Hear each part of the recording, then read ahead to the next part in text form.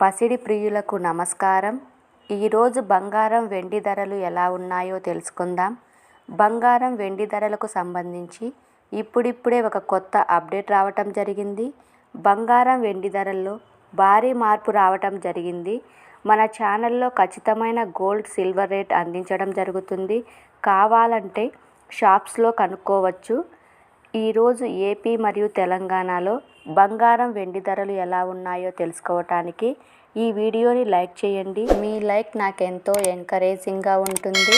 అదేవిధంగా ఖచ్చితమైన సమాచారం కొరకు ఛానల్ని సబ్స్క్రైబ్ చేయండి.